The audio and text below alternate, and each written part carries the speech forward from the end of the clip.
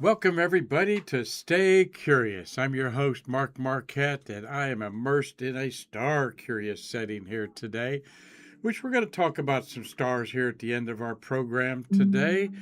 And with all of you around the world enjoying a great week, first week of January under our belts in 2026, and Artemis fever is hitting the Space Coast, and we have so many events going on here at the American Space Museum. We are so blessed putting on a astronaut memorial with Jan Davis on the 25th Sunday. You can watch that on this YouTube channel.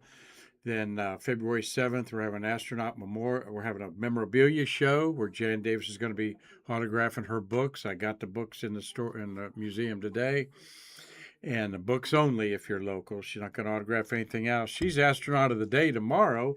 I'm going to go out and see her and talk about our events. And of course, there's two other events going on to honor our Apollo astronauts, include Apollo and shuttle astronauts who lost their lives in the end of the month. But we got a happy show for you today. Marty Winkle's my co-producer on our Streamlabs production facility over there. Marty, how are you doing? Are you going to get up early and freeze to death watching the rollout of Artemis? Yes, in one word, yes. And I need to be out there at 4:30 because I'm a docent out at the LCC. So I'll be there from 4:30 freezing. Well, take some good pictures for me, okay? Because I'm not going to do that, though. Thank you for the invite. With cold spell here, it got down to about 33 at Port St. John, where I live, Marty. A little frost out there in the morning, everybody said.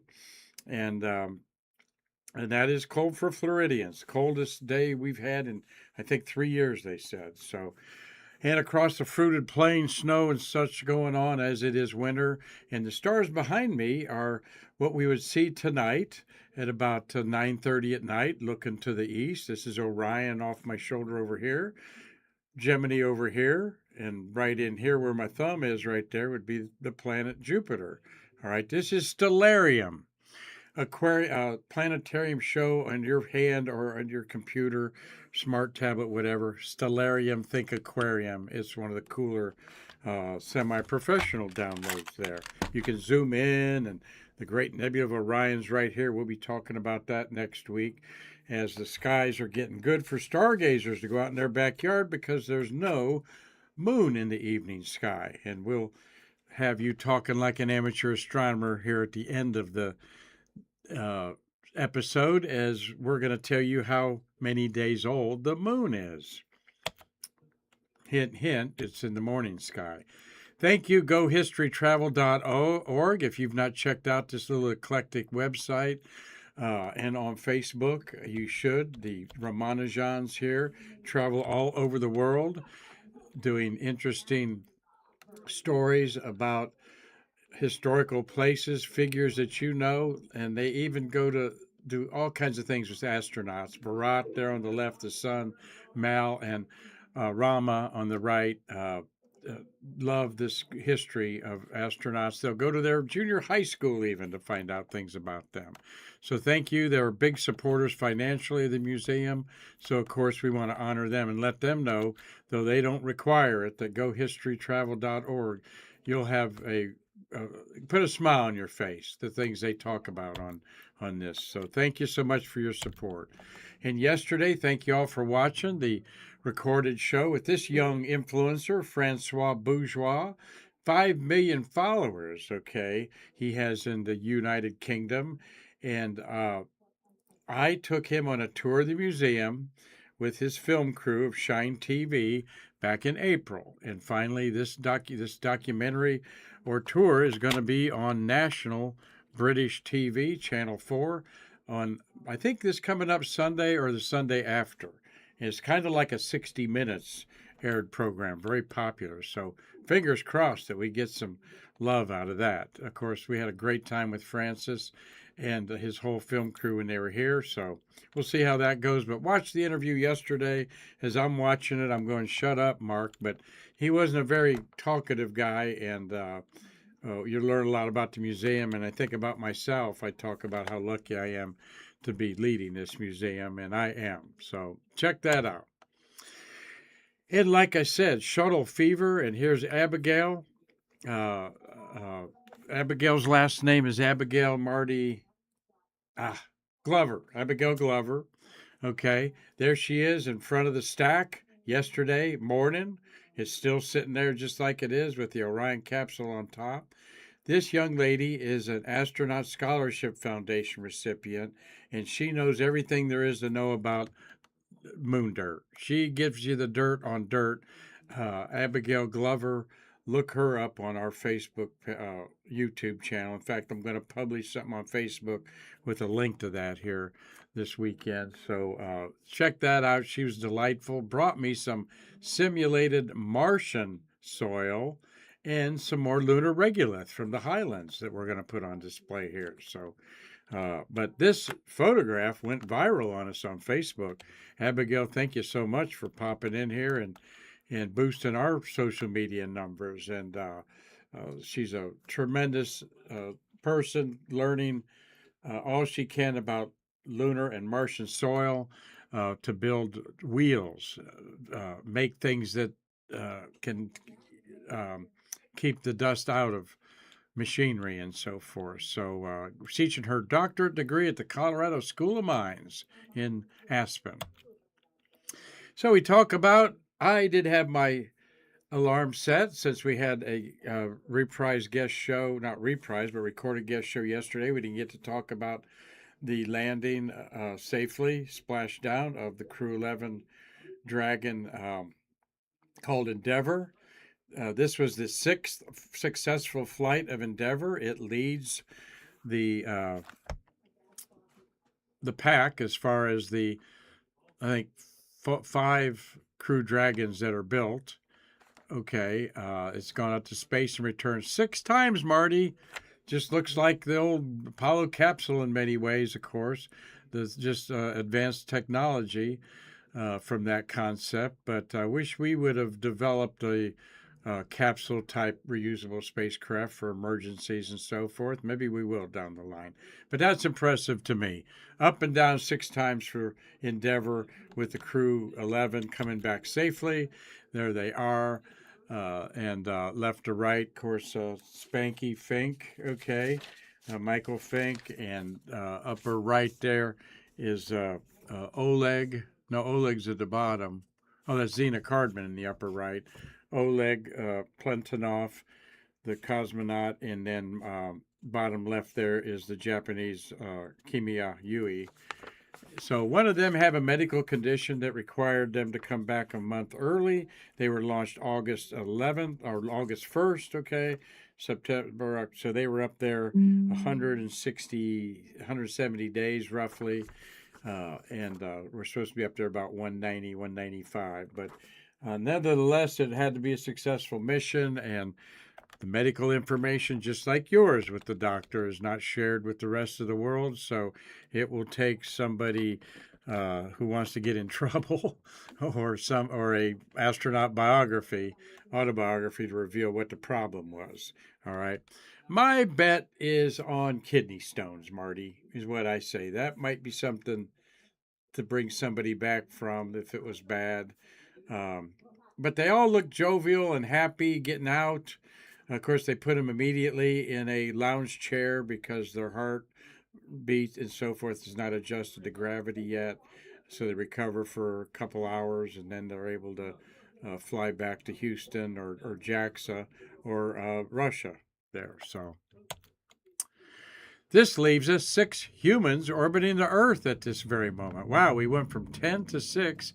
And Marty was doing some research for us. When was the last time that we had 6 humans orbiting Earth? 3 on this Chinese Tiangong space station. When was the last time we had just 3 people on the International Space Station? That has to be in 8 or 9 or something like that, because it's been continuously occupied for 26 years, since 2000, and we had crews of 3 up there. It was much smaller then, a lot less to take care of. Marty, what's your crack research found there?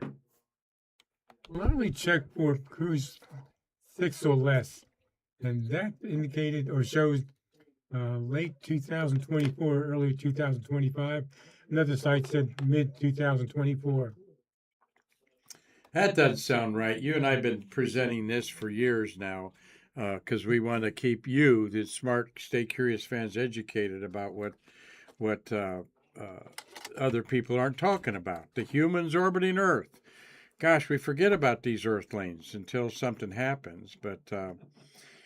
So maybe Steve Jokums, maybe Dave Stange up there do a little research with us. When was the last time there was only 3 humans on the International Space Station? When was the last time we just had 6 humans orbiting Earth?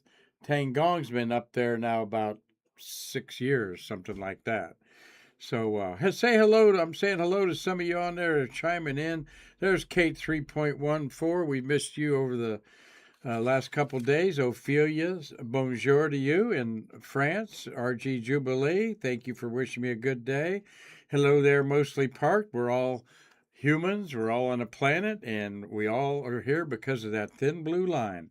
Dave Stange, happy Friday to you. Hope your family's been enjoying some winter up there. You said you got 4 inches of snow. Dane Babcock up there in Illinois, he said it was cold over the last couple of days. Steve Jokums, thank you for all your support at Lake County Spaceport. Tommy Usiak, good afternoon to you. We'll catch up over the weekend here, Tom. Let me get my smart tablet over here. Oops, that hit the thumb wrong. And yes, Rosalie brings up a good point there. If we're going to go to Mars on these long missions, 9 months there, 9 months back, they just can't shoot somebody back to Earth if they got appendicitis or something like that. So, and we shared a piece by astronaut Clayton Anderson on our Facebook page where he brings up that question of about going to the moon and mining the H2O. How are we going to do that? All right, we need companies like John Deere and Kubota and so forth involved in this. They're the ones that do the mining, not NASA. So, yes, on the medical front and construction front, there's a lot to learn. Yes, Marty. But on the medical front, there's an article in today's paper about Jared Isaacman's talk to NASA folks, and there will be a doctor when we go to the moon. I'm sorry, go to Mars. There will be Okay. a doctor on board. Good, smart move there. But no, good. Isaacman already thinking about that, shaping NASA's future. Jared Isaacman hitting the ground running as our new and 15th NASA administrator. Good. Thank you, Marty, for that. Well, let's move on. We're happy, we got 6 humans orbiting Earth. Think about that, where I've talked about 10 for months. Once in a while, we've had 14. The record is 19 in September 2024. Okay. I don't think we've had 6 humans in Earth since the shuttle era, maybe. But some of you will come up with the answer there for me. Hello, Doug Forrest. Great to see you, buddy. Gary Gerald. Great to see you. Let's have 3 astronaut birthdays born on January 16th. Michael Coates, Blaine Hammond, and Jerry Lininger. Okay. Many of you know Jerry. Maybe you don't know Coates and Hammond so well. Coates is 80. He was born in Sacramento, California in 1946, once a pilot and twice a shuttle commander.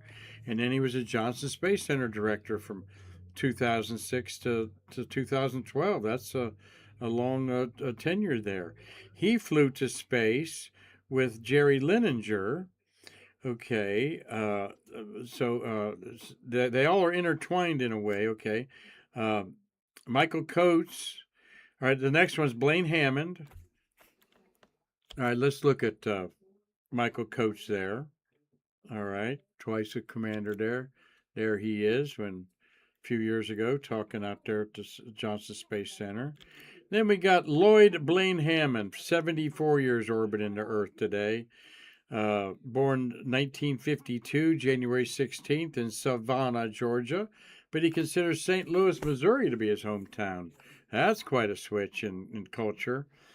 He piloted shuttle twice, Discovery twice in the early 1990s. And then we've got also Hammond. He's on a DoD mission 39 and on 64 with 19 days in space. And on 39, Michael Coates was his commander. Okay.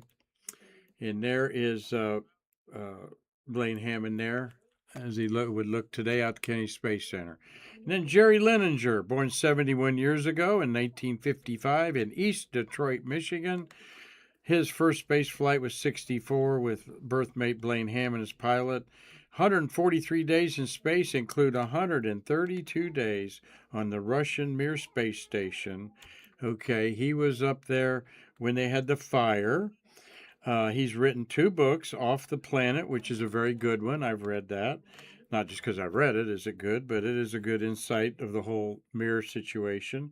And Letters from Mir. And he's a former NASA flight surgeon and a board certified in preventative medicine. And then he went up to the Mir on 81 and came back on 84 in 1997. And we would love for him to pop up maybe at Shuttle Fest 6 as one of our, as we continue maybe the Russia, NASA at Star City, Russia that we're doing in January. So happy birthday to these space travelers there. Let's go backwards there just to see Jerry Leninger, Blaine Hammond, and Michael Coates sharing the day today in space. There you see their logos as they Hammond flew with both Leninger and Coates was commander of both Hammond and Leninger. Isn't that interesting? And I'll bet they had a big birthday cake at one point in time there at Johnson Space Center. So that's what we do, honor the shuttle era that had over 300 American astronauts on board, another 50-some from other countries. Well, for an educational part of today's Stay Curious program, I showed this picture of, we were talking about the birthday of Shannon Lucid. She turned 84 the day before yesterday, which I believe was the 13th. There she is in the on the far right, the tallest one of the first 6 NASA astronauts. And we talked about the medicine ball that was in between them there. And maybe you might not know about the medicine ball. So now let's get our knowledge on about the medicine ball, okay? For most of us, this would be a nightmare. All right, let me set it up like this. Imagine being curled up inside a 36-inch fabric sphere with a small window and a small air tank while dangling from Canadarm that's taking you over to the safety of a space shuttle because your space shuttle is in peril. As your tiny sphere shifts, you see Earth out your tiny window, then you see the shuttle damaged by some accident or other that caused you to need to be rescued. Then you're looking at Earth again. Panic could set in pretty quickly. But that's where space shuttle astronauts in an emergency would have found themselves if NASA's Personal Rescue Enclosure, PRE, had been put into practice, okay?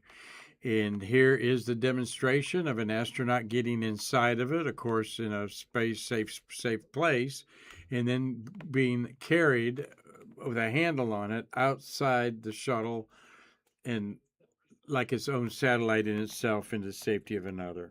12 cubic feet. Rescue in space. There's an article Popular Mechanics did about it, okay? 12 cubic feet. It was made of 3 layers of fabric. Urethane, Kevlar, and an outer thermal layer. It had a small lexicon window and zippers for entry and exit. A single astronaut could fit inside, and it held a carbon dioxide scrubber oxygen supply that would last for 1 hour. Okay. The PRE, Personal Rescue Enclosure, okay, this is a cutaway of it to kind of demonstration purposes, was designed for a scenario where there were not enough spacesuits for everyone. Space shuttle crews didn't wear spacesuits prior to the Challenger disaster, and even after Challenger, they were just to keep them alive in Earth's atmosphere. If in the event of an accident, if there was enough time to launch a rescue mission, the PRE would be employed. It could be tethered to a space shuttle until the airlock depressurized, transported then inside. It could also be moved by the Canadarm or moved along a line connecting the two shuttles, like a shirt on a clothesline. Like that analogy. Okay. NASA planned to move an entire crew from a damaged shuttle to a rescue shuttle in this way. All right. And, never happened. Could it have happened with Columbia? There's some people that say yes. And others that you have to really think that through. But anyway, here's a official NASA concept sketch of the thing going on. All right, so oh Marty, we forgot Chris Callie's shuttle picture. I forgot your picture, Callie. Sorry so much. There, I'm going to use that later. Then got a little busy today because it's been an awesome place for that. So there you have the personal rescue enclosure. I would have freaked out, Marty. There ain't no way I could have done that. Now, smaller in stature would be to your advantage, of course. When you see them people getting in there, you got to be pretty limber. All right, you can't be claustrophobic. Of course, if it's going to save your life, I just say give me 5 or 6 Valium and wake me up when it's all over.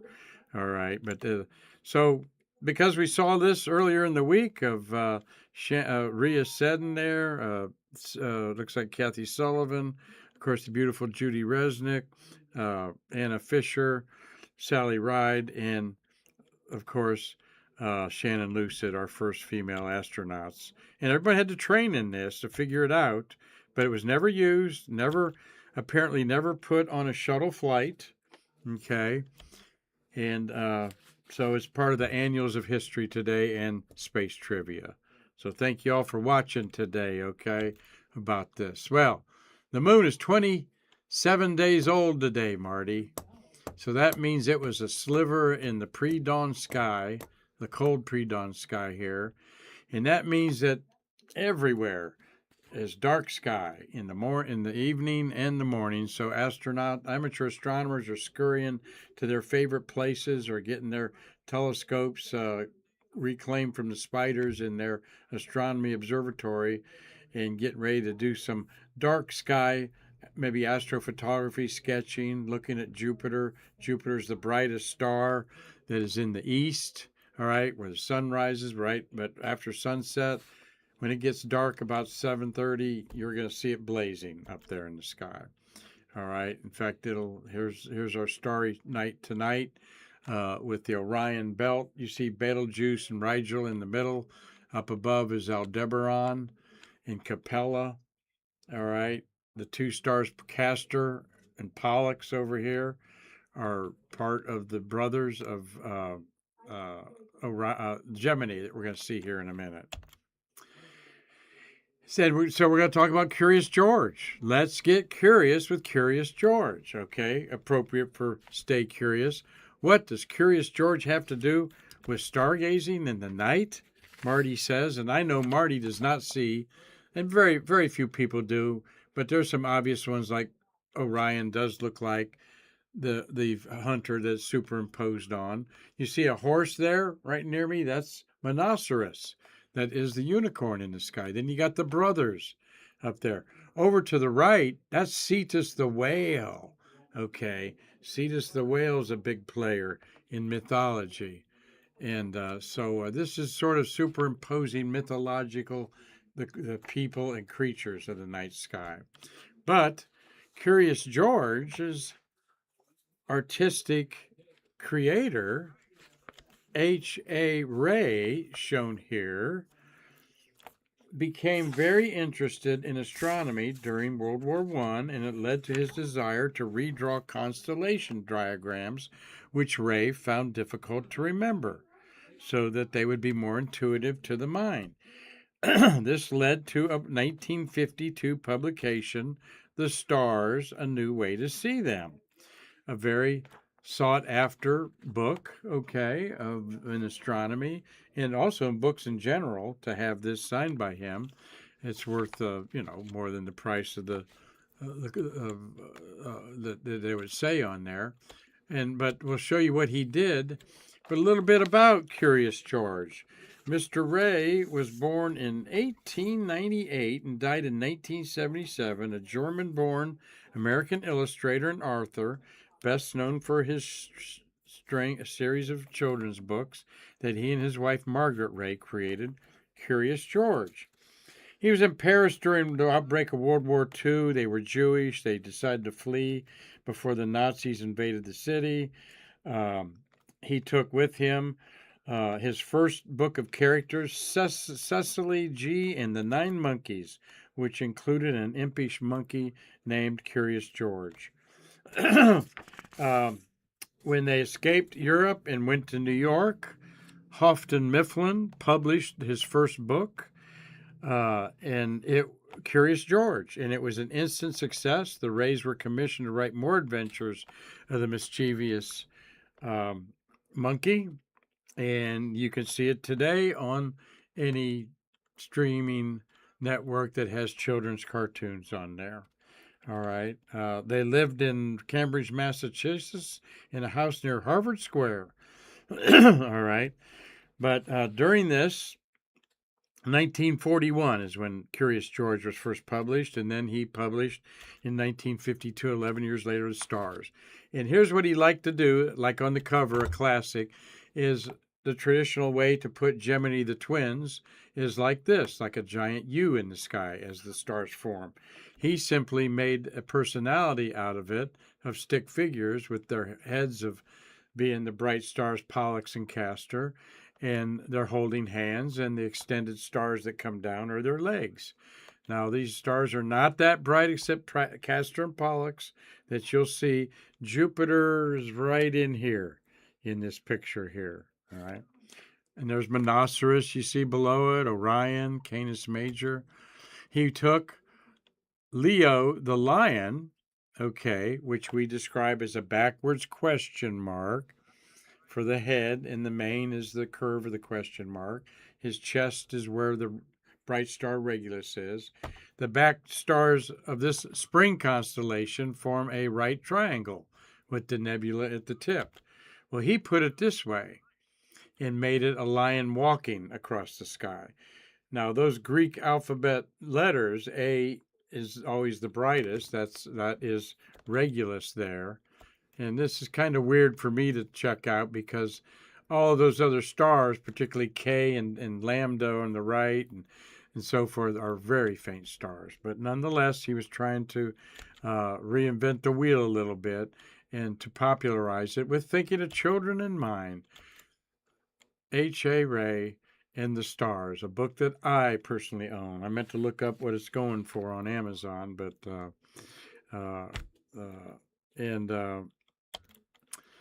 and Curious George and the Rocket. Indeed, they did stories with him about space on there. Okay, and so seeing what some of you are saying there. Okay, great. Everybody's having a good Friday today. As we've got a very concise and not very long Stay Curious today with the stars in my background. Marty, we've had a good week today. You got a couple days off. We're watching. Mitch Rothman's watching. Thank you, Man Space, Doug Forrest, Gary Gerald, Tom Usiak, Steve Jokums, Dean Babcock, Dave Stange, mostly Parked RG Jubilee, and Ophelia Sauteril, as well as Kate Pye watching today. Thank you so much. Part of today's highlight was having Kevin Hostrasser on the program talking about the mighty F1 engine, and he had a giant 3D model of it here. Go check that out. And he dropped Marty and I off a fuel injector piece that he made out of 3D that was the type that was used on the F1 engine. And also the similar injector was used on the very simple engine on the ascent stage of the lunar module. So thank you, Kevin Hostrasser, for your show today. Go back and watch that. You will learn something that he shared with us that you might not know about how the whole F1 engine came about. And They never thought they would have an engine that would have 1.5 million pounds of thrust.